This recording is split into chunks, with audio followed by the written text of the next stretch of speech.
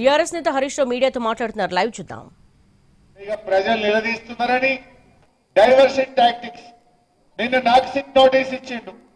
ఇంకా ఇవాళ రేపు కేటీఆర్ ఇస్తాడు. గంతే కదా నువ్వు ఇచ్చేది. వచ్చిందా?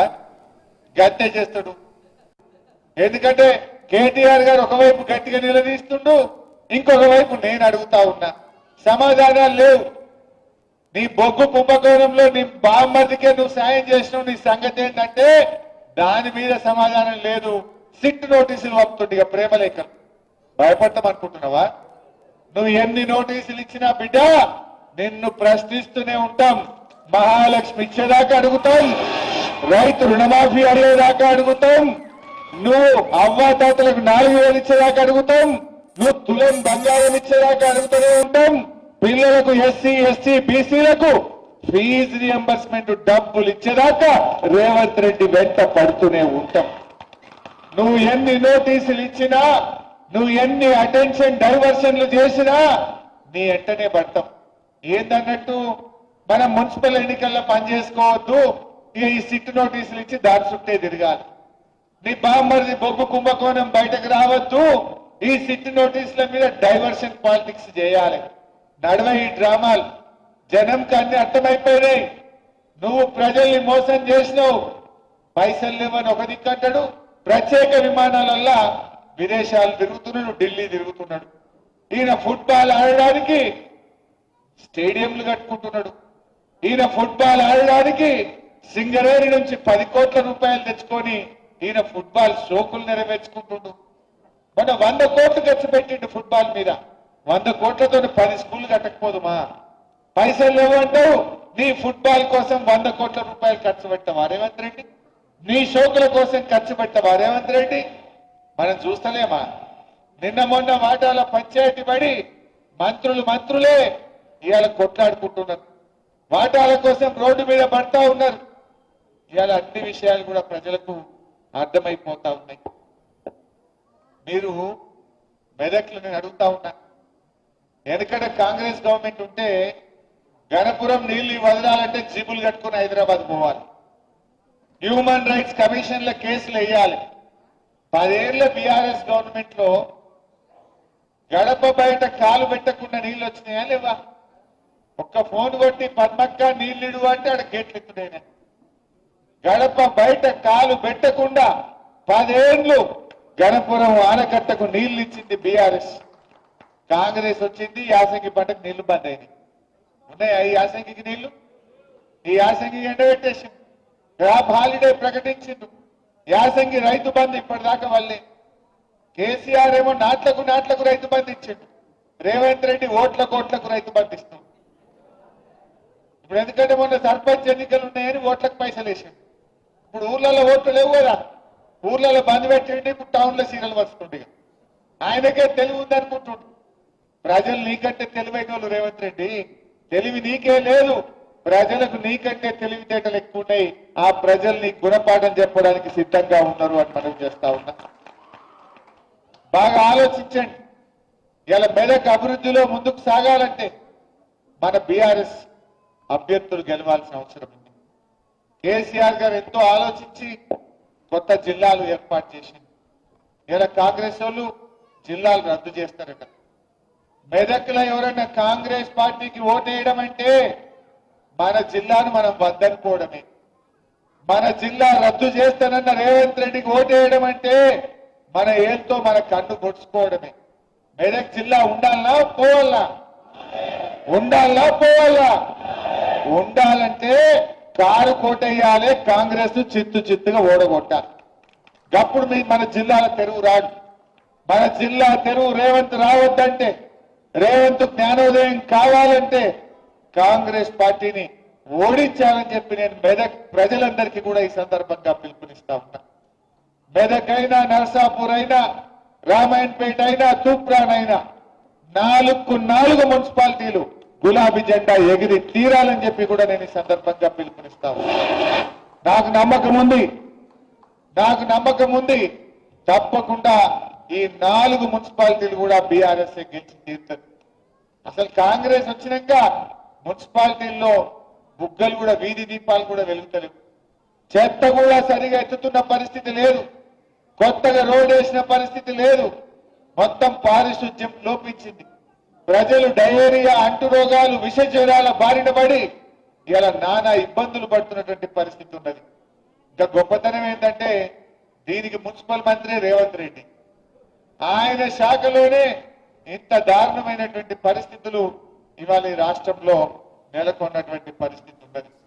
నేను మీ అందరినీ కూడా కోరేది ఒక్కటే, దయచేసి అందరూ కలిసిమెలిసి పనిచేయండి.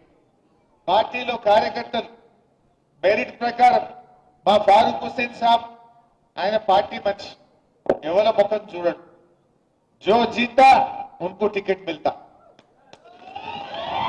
వేరే వాళ్ళు దయచేసి నేను కోరేది ఒక్కటే, ఎవరైనా రాకపోతే కాపాడుకుంటాం. 2 ఏళ్ల తర్వాత వచ్చేది బీఆర్ఎస్ గవర్నమెంటే. తప్పకుండా మార్కెట్ కమిటీలు ఉంటాయి, ఎన్నో అవకాశాలు ఉంటాయి, గ్రంథాలయ సంస్థ డైరెక్టర్లు ఉంటాయి. ఆ కార్యకర్తలను కూడా కాపాడుకుంటాం. సహకరించండి. మనం జెండా ఎగరేయడం మనకు ముఖ్యం, గులాబీ జెండా ఎగరడం మనకు ముఖ్యం. ఎక్కడనైనా ఏదైనా రాకపోతే కూడా బాధపడద్దు, పార్టీ మిమ్మల్ని కాపాడుకుంటుంది. వాళ్ళు కూర్చున్నారు, ఎదుటి వాళ్ళ క్యాండిడేట్లు దొరుకుతలేరు. వాళ్ళకి బీఆర్ఎస్ వాళ్ళు టికెట్లు ఇచ్చినాక మేము ఇస్తామంటున్నట. ఇల్లు ఎవడన్నా రానోడో, అలిగినోడో, గులిగినోడు ఉంటే ఎత్తుకపోదామని చుట్టూ పోతారా? బీఆర్ఎస్ బిడ్డలు పోరు. బీఆర్ఎస్ బిడ్డలు వస్తే దల్లాడతారు, రాకుండా గెలుపు కోసం కృషి చేస్తారు. రాని వాళ్ళను కాపాడుకుంటాం, వచ్చిన వాళ్ళను గౌరవించుకుంటాం. ఎవరు కూడా తొందర పడద్దు దయచేసి. భవిష్యత్తు మనది. అయిపోయింది అది జారుడు బండ.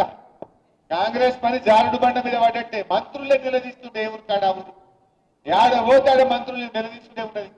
మంత్రులు బయటకు వెళ్ళాలంటే పోలీసు వాళ్ళు ముంగడ జీబులు 4 ఎడకాజు పెట్టుకొని వెళ్తున్నారు. వట్టిగా వచ్చే పరిస్థితి లేదు ఈరోజు. అందువల్ల మనం కలిసిమెలిసి పనిచేద్దాం, మంచిగా పోరాడదాం, అందరం కలిసి మరి మన మెదక్ మీద గులాబీ జెండా ఎగరేసుకుందాం. ముఖ్యంగా సురేందర్ గౌడ్ గారు నాతో ఒక్కటే మాట అన్నాడు, అన్న మెదక్ జిల్లా, మెదక్ జిల్లా మీద గులాబీ జెండా ఎగిరేయడం కోసమే నేను బీఆర్ఎస్ లోకి వస్తున్నా. మా జగపతి అన్న, మా మల్లికార్జున్ గౌడ్, కృష్ణారెడ్డి, సురేందర్ గౌడ్, ప్రభురెడ్డి, ఆంజనేయులు, మా సీనియర్ నాయకుడు, వీళ్ళందరూ కలిసి మెదక్లో బయలునాక ఇంకోటి ఎదురుగా మిగులుతాడా?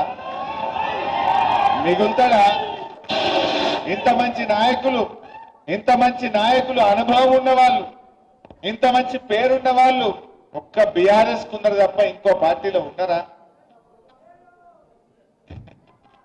మనోళ్ళు చాలా మంచి ధైర్యవంతులు. బాగా చేయండి, మంచిగా ప్రజలకు అందుబాటులో ఉంటూ మన బీఆర్ఎస్ పార్టీ చేసిన పనులను వివరించండి. కాంగ్రెస్ మోసాలను మీ ఫోన్లలో చూపియండి. బాకీ కార్డులు పంచండి. ప్రజలను మరి ఎక్కడికక్కడ కాంగ్రెస్ నాయకులను నిలదీసే విధంగా, ప్రశ్నించే విధంగా. నిన్న నాక్సింగ్ నోటీస్ ఇచ్చిండు.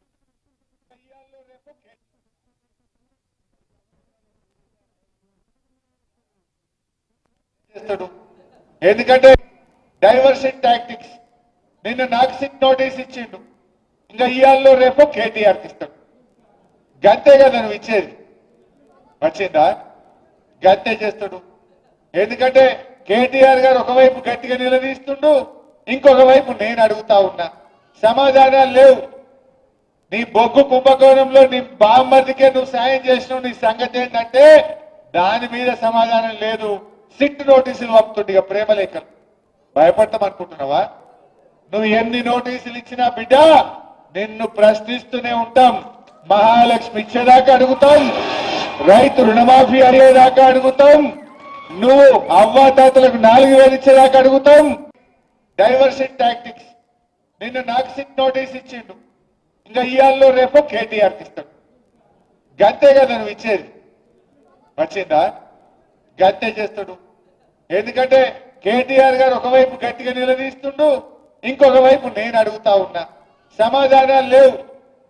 నీ బొగ్గు కుంభకోణంలో నీ బామ్మర్దికే నువ్వు సాయం చేసినావు, నీ సంగతి ఏంటంటే దాని మీద సమాధానం లేదు.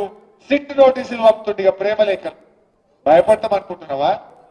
నువ్వు ఎన్ని నోటీసులు ఇచ్చినా బిడ్డ నిన్ను ప్రశ్నిస్తూనే ఉంటాం. మహాలక్ష్మి ఇచ్చేదాకా అడుగుతాం, రైతు రుణమాఫీ అడిగేదాకా అడుగుతాం, నువ్వు అవ్వాతాతలకు 4000 ఇచ్చేదాకా అడుగుతాం. డైవర్షన్ టాక్టిక్స్, నిన్న నాక్సిక్ నోటీస్ ఇచ్చిండు, ఇంకా ఇయాల్లో రేపు కేటీఆర్ ఇస్తాడు. గంతే కదా నువ్వు ఇచ్చేది, వచ్చిందా? గంతే చేస్తాడు. ఎందుకంటే కేటీఆర్ గారు ఒకవైపు గట్టిగా నిలదీస్తుండు, ఇంకొక వైపు నేను అడుగుతా ఉన్నా, సమాధానాలు లేవు.